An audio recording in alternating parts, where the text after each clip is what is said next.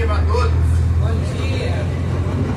Tendo a oportunidade na manhã deste dia que o Senhor tem nos dado, que está escrito no livro do Salmo, no número 3, no versículo 5, deitei, dormi e acordei. A razão de nós estamos aqui nesta manhã é porque o Senhor tem nos sustentado. E nesta oportunidade que nós temos de estar aqui para falar da palavra de Deus, em Marcos 15:16 está escrito: Jesus disse: ide por todo mundo e pregai o evangelho a toda criatura. Estamos anunciando o evangelho, a palavra de Deus. O evangelho de João, capítulo 3, no versículo 16, lá está escrito assim, ó: Deus amou o mundo de tal maneira que enviou o seu Filho unigênito, para que todo aquele que nele crê não pereça, mas venha ter a vida eterna. Na oportunidade que estamos tendo nesse século 21, nesse ano de 2024, que está quase acabando, a oportunidade de estarmos anunciando este evangelho. É muito importante você entender na manhã desse dia que somente a voz é minha, mas a palavra é de Deus. Tudo que vai ser falado aqui hoje está escrito na palavra de Deus. Jesus, ainda com o seu ministério terreno, quando ele estava na terra, com o seu ministério terreno, entenda você, os discípulos conversando com Jesus, eles se preocuparam em perguntar ao Senhor que sinal haveria da vinda dele e do fim dos tempos. Tem versão bíblica que diz fim do mundo. E muitas vezes, quando falamos do fim do mundo, muitas pessoas ficam com medo. Só que o fim do mundo não vai ser assim como muitos pensam. O fim do mundo vai acontecer, mas todo aquele que aceita Cristo Jesus como Salvador, ele vai ter um escape. Que escape é esse? A salvação. Jesus está prestes a voltar, e o fim do mundo vai acontecer, mas quando a igreja for tirada da terra, está escrito em 1 Coríntios capítulo 15, verso 51, falando sobre o arrebatamento.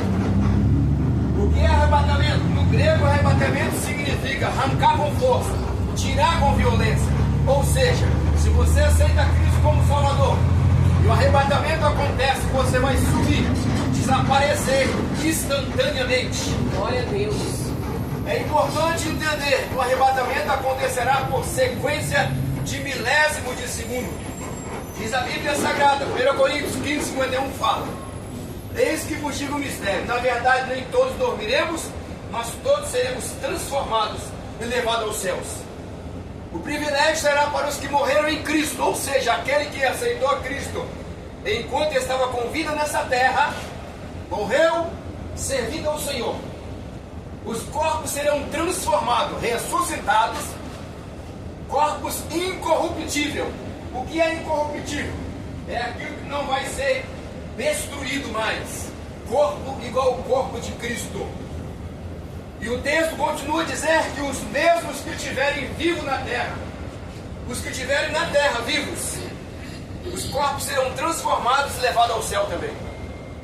Só que eu preciso entender, e você também precisa entender, que se nós estivermos vivos nessa terra, na hora que acontecer o arrebatamento da igreja, precisamos nós estar em obediência à palavra de Deus.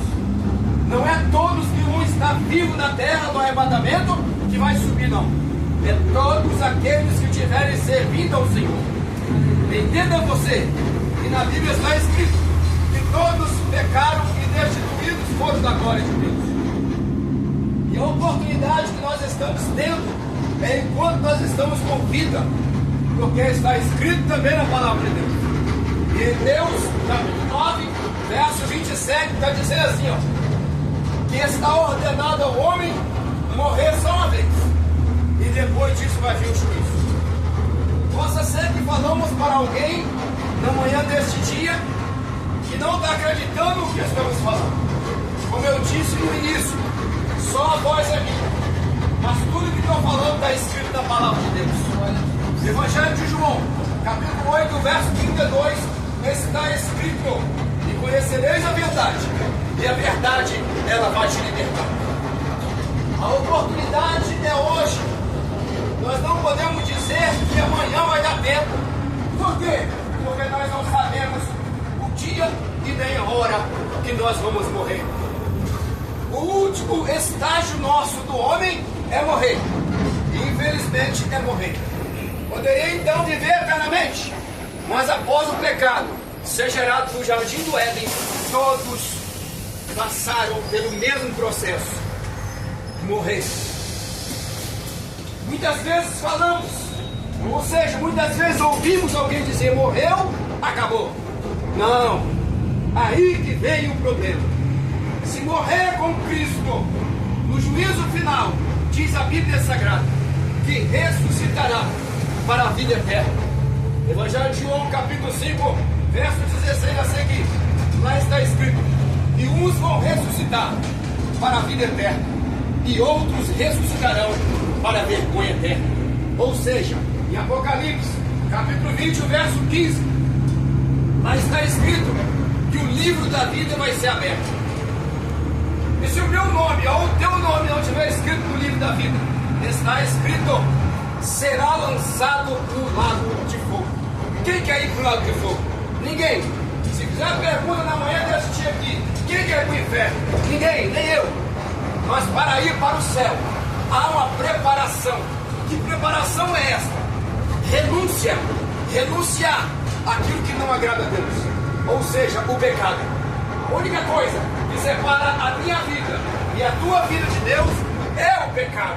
Mas no Evangelho de João, capítulo 3, verso 17, está escrito que Deus enviou Jesus ao mundo, não para condenar o mundo, mas para que o mundo fosse salvo por ele.